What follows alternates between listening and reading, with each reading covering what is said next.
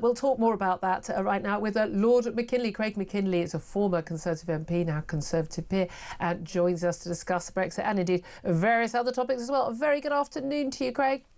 Good to see you, Julia. Always very good to be joined. Thank you so much. Actually, I must say on a very sad day because it's the day that we finally confirm that we pretty much lost the battle for Brexit. So this is a very serious day. Oh, you are very pessimistic on that. For me, I just think this is a massive own goal by Keir Starmer because he and all his mates, all his Europhile mates, they're absolutely convinced that anybody voted for Brexit. We're all a bit bored with the Brexit battles. We're all conned by what was written on the side of a big red bus. We don't know what we're doing.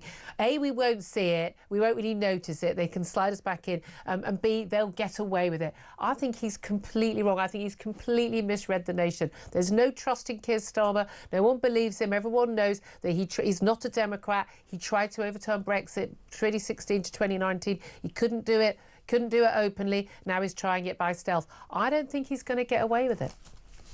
Well, he's now got the levers of power in his hand. Obviously, as Prime Minister, he tried 48 times while he was opposition European spokesman, and he was opposing Brexit all the way through those Brexit war days. So I'm not at all surprised. I mean, we're here on the night before. It all went to the wire, like it always does. There was, midnight talks and all the rest of it. I can tell you what was happening in those talks. They were trying to get Keir away from their side of the table because he was giving away just about everything they wanted. Well, the fishing, they were going to do a 1 year rollover, then it became 4, and then somehow miraculously it became 12. But part of that is if you do negotiation and before you finish the negotiation you set a date for the EU summit announcing the results of it, and it's going to be in London, and you're going to look like, frankly, a big tit if you haven't got anything to announce. That was what was going to happen. I'm referring to the bird, of course. Then they got you over a barrel, and he and the country were, let's be honest, shafted. Well, I think Tom has got this absolutely right. This is little by little we'll accept the SPS rules, the same rules on agriculture, and then little by little there'll be another friction created by the EU because they can. They don't need to, but they can. And this type of government that they know is just a complete walkover will say, well, we better comply with another load of EU rules. Now, my red line on all these things is who adjudicates when there's a row. Now, under the TCA, there was a new adjudication body of which we had a judge effectively, and they had a judge, and there was a fair and even-handed adjudication. Now, what we've got back to with this new grand reset is the ECJ back European Court of many Justice, areas. yeah. And if you are controlled by a foreign court, call me old-fashioned, but it means you have lost your sovereignty. Yeah. It's pretty simple. And why on earth we always have to have our fishing fleet has to bear the brunt of all this? Well, let's talk about this. We spoke to a staunch Remainer. I'd say Ramona. I don't mean it's an insult. It's just people who would fight against the actual result of the referendum in 2016. Say, look, fishing is this tiny part of our economy. It's not the future of our economy. Why is everyone getting such a tiz about it? What would you say to that? Well, I would say this was an inheritance this country had, a unique inheritance. Certainly in my old patch of Ramsgate, it was a very proud industry that could be an awful lot bigger, that could be creating a lot of new jobs. But it always seems to be the thing that is given up because France asks for it. Yeah. I know it's only £1 billion a year, but I tell you what, you keep adding $1 billion here and $1 billion there, and it becomes a decent increase in our economy. Yeah. So it's not just fishing. It's not just complying with the new rules on agriculture. There is a rather dubious bill going through Parliament at the moment, very quietly. It's the Product Regulation and Metrology Bill, which will give ministers under Henry VIII powers the right to align all other products and how they're made and the safety of them exactly and completely with EU rules. So we don't need to have a new 1972 European Communities Act. This government have given itself the tools to actually ape the EU through the back door. And that's the thing, and it's, as I said, it's what they always wanted to do. We've had some extraordinary criticism of Nigel Farage and Richard Tice. I mean, being very clear that this is a surrender. Richard Tice says it's a huge betrayal. He's Deputy Leader of Reform. It's surrender on steroids, re-entering the EU in all but name by the back door. Kemi Badenoch, has said we are being dragged back quietly, shamefully and deliberately. Starmer has reopened the old wounds of Brexit, not to heal them, but to surrender ground we'd already won. She says we will reverse it. Some rather colourful language from Boris Johnson, the man who actually got Brexit done. It wasn't perfect. No one thought it would be. Let's face it, it was always going to be pretty tough after the outrageous negotiations on behalf of Theresa May and that betrayal there. By the way, Ollie Robbins, the man who did her negotiations, also the guy doing Keir Starmer's negotiations now, which tells you quite a lot. Boris Johnson, though, called Keir Starmer the orange ball chewing manacled gimp of Brussels, accused him of an appalling sellout which sacrificed UK fishing interests, and compared the deal with the surrenderism in the pact with Mauritius to hand over sovereignty of the Chagos Islands and pay for the privilege of doing so. I mean, he's not wrong, is he? No, he's completely right. He's completely right. Now, I'd hoped that I'd spent my quarter of a century getting Britain out of the European Union. I thought it was a job done, no matter how imperfectly, no matter how annoyed I was about how Northern Ireland had been left, and all of those things. I could sort of live with that. Yeah, job sort of done. So I'd moved on to fighting against the ridiculousness of net zero. And I'm looking forward to that battle over the years to come. But it looks like we're going to have to refight the battle for Brexit. Yeah, and that's the interesting thing, because we're constantly told the Brexiteers, the ones who haven't moved on. No, we thought the job was done in 2016, then we had to fight for it again all the way through to the end of 2019, and then the deal. It's the Remainer, well, the Remainers. Nothing wrong with voting Remain, perfectly reasonable thing to do. Lots of people did democratic vote, but, no issue with that. But people who tried to stop it from happening, tried to undermine it and roll it back, they're different. They're different people. They're not Democrats. And Keir Starmer is the Remainer in chief. They're the ones who were. What I can't understand, Julia, is you would have thought any political party gets a bit of advice from someone. I mean, this party, this Labour Party, is, unbelievable. It's every way it turns is wrong. I mean, if you've got any ounce of sense, you do not annoy millions of older people, pensioners in this country. They've managed to do that with the winter fuel allowance cut. You do not annoy the backbone of this country, i.e. farmers, and they've done that. They're now going to annoy, and not just annoy, they're going to completely frustrate those 17.4 million people who voted for Brexit because they wanted independence and sovereignty back. Their Newcastles, their red wall that actually voted very solidly for Brexit, they're already losing those votes heavily and hemorrhaging them. Who is advising the Labour Party? Because I think, if there's one good upside to this, I think the job was done before yesterday. But what this means is Keir Starmer has absolutely no chance of forming a government in 2020. I have to say, I think he's going to rue this day. You mentioned net zero, but just briefly, very briefly, if you would, and you're part of, basically, let's look at the facts on this and fighting this insane policy that's going to completely ruin our economy even more than it's already ruined by net zero.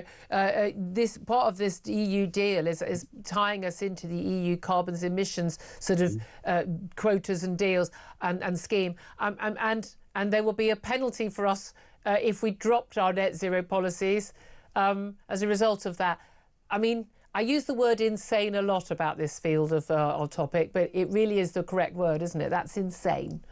Well, it is. Joining the Europeans' energy or the emissions trading system will add £112 a year to household energy bills. Already we're faced with the highest energy bills domestically of just about anywhere in the world. Do you know, there might be just one little good thing about this, and I never like to completely abrogate our own democracy and sovereignty. It might mean that Mad Miliband might be sidelined because we'll have a rather loopy Brussels telling us what to do instead. There's one little bit of brightness. It can't be more. You mad say that. Everyone, again, I agree with you on Miliband. Everyone blames Miliband. It was Keir Starmer's policy, and he's the one who appointed him. He takes ultimate responsibility. I must ask you also, and again, you among the many things you've been right on, by the way, you're a member of the COVID recovery group, trying to get sanity back, getting us out of lockdowns, getting things moving there. And again, a large part of our economic mess now is because of those policies that were put in place. The World Health Organization has agreed basically this deal where basically, they're going to be in charge of advising everyone on their pandemic policy in the future. They're going to sort of take that control. There's not going to be a vote in Parliament. This is the organisation which was completely wrong about everything to do with COVID, completely beholden to China, didn't think it came from a Wuhan lab, poo-pooed anyone with any advice on it, disinformation, blatant lies about vaccines, about masks, about lockdown and the right. But this government is signing up to this body, unelected, unaccountable body, to be in control of future pandemic policy and advise us. What do you make of that? Well, I mean, this government seems to love international policy making and international making bodies. It seems to worship them rather more than Parliament. I almost come back to what I said earlier on. If you have a foreign court in control, then you're not in control. Absolutely. And I think we need to move as a country thinking about the ECHR and certainly whatever the World Health Organization. Let's be honest, Julia, we made a complete enough mess of under our own steam of COVID. So the thought of some international body telling us what to do on any future pandemic fills me with dread. But have no fear. No Parliament can be bound, or no future Parliament can be bound by what is happening now.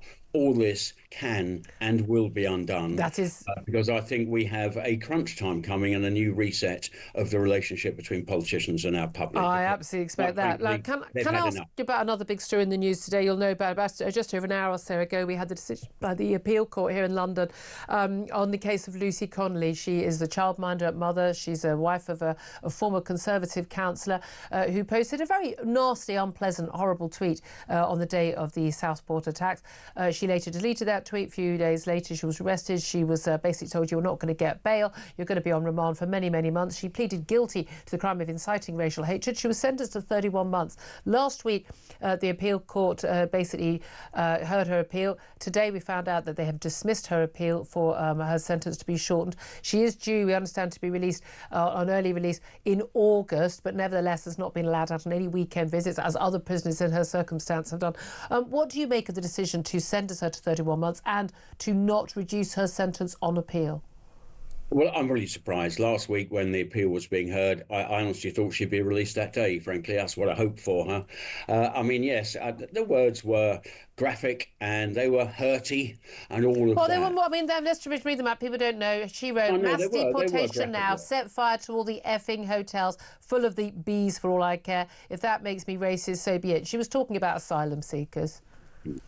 No, absolutely right. And, you know, they were words that shouldn't be used. Of course they shouldn't. But I tell you what really does do damage on the street when somebody is faced with a knife or they're being mugged or they're being sexually abused and attacked. And if they are charged and go through a court system, they'll find themselves with probably a lesser sentence than what this woman has had. And that's if they're arrested. That means that we have not got the right type of justice system. And if we keep going down this route, I'm afraid people will lose confidence in it. So I'm very disappointed for her. I think she has atoned sufficiently because let's not forget she actually deleted that tweet within hours when she had a little bit of a calm down. We were all rather not more than upset. I was distraught about what happened in Southport, as many people were in this country. What she exhibited was the human condition in perhaps an extreme way. But I would have thought the court would have said, yeah, you've calmed down, you've reflected, we realise that, and you've got a young family. Is she a political prisoner? I hate to think that we would be going down a route of politics and prisoners and all of that sort of thing. But when we talk about two-tier policing and justice, I'm afraid I have my doubts and fears. And it seems to me that if you're anti-woke on the wrong way, or you've got a view that's wrong, I mean, I note even in this new employment rights bill, there is a potential protection for employees if they are wokey and right, on the right side of things, but no protection if you are, for instance, concerned about climate as something of a skeptic. That's wrong think. Wrong think. So indeed. That is wrong think, and your group think is, I'm afraid, inhabiting everything we do. So, wait for your P45, Julia, because you're on the wrong side. I've been on the wrong side of every debate, apart from the fact I've always been proved to be on the right side of every debate, as indeed I think you have as well. Just finally, I want to ask you, in the last half an hour, we had a man who's Egyptian-born, Ahmed Ebid. He helped organise 3,800 migrants, basically on boat crossings from North Africa to Italy. Some of them then making their way onto Britain. This according to the National Crime Agency. He's a UK-based people smuggler, helping them on that part of the journey. He has been jailed for 25 years, believed to be the first person convicted of organising boat crosses across the Med from the UK. He was sentenced to 25 years, having pleaded guilty to conspiracy to assist unlawful immigration. He was part of a 12 million illegal boat crossing operation. So he wasn't involved in getting people across the channel, but involved in people getting across the Med, some of who ended up going across the channel lately. Now, we're told we're going to have the gangs smashed. I mean, is that the evidence that the gangs are being smashed?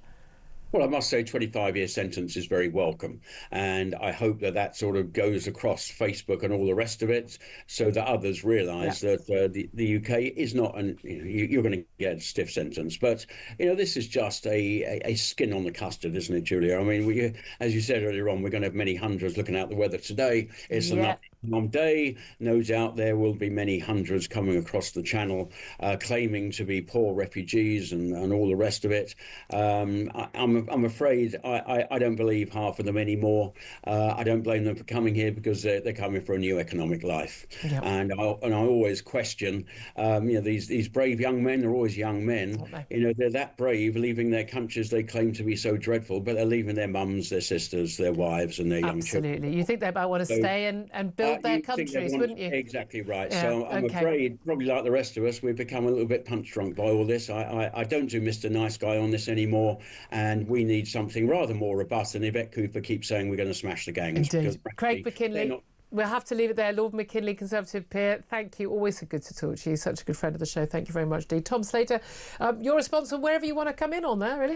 Well, it's just a reminder, isn't it? Just everything this government touches turns to the opposite of gold, really, doesn't it, to put it diplomatically? I mean, it's a good thing this guy's being prosecuted. I think that's a good thing. All credit. No, absolutely. But it's a reminder of how big the problem still is. You think, we've got one, right, dozens left to go. Another one will pop up tomorrow. But of course they will, because, you might go 25 years behind bars, but the odds of that, the reason why that's in the news, doesn't happen very often. No, absolutely. Because the vast majority of those people who are involved don't go to prison, and what they do is they actually make money. And we all know he's not going to smash the gangs. At the moment, he's just been smashing the records for illegal crossings. So it's everything that this government set itself to do is failing at. Meanwhile, all these unforced errors. Your biggest rival to be the next largest party in the next parliament is a party that literally used to be called the Brexit Party, and yet you're in the process of unravelling Brexit. This seems to me deranged. Do you know, that's an interesting point, actually. Some people are pointing out, is there a possibility that Keir Starmer is actually doing sort of building up reform because he thinks he's got a chance of beating reform, but he's got a problem if the Tory party is strong? To be honest, I think Keir Starmer shouldn't be, he's barely qualified to play kind of political noughts and crosses, let alone 3D chess. So I think he should stick to the fundamentals and see if he can possibly deliver on any of that, which he hasn't shown any strength. Excellent.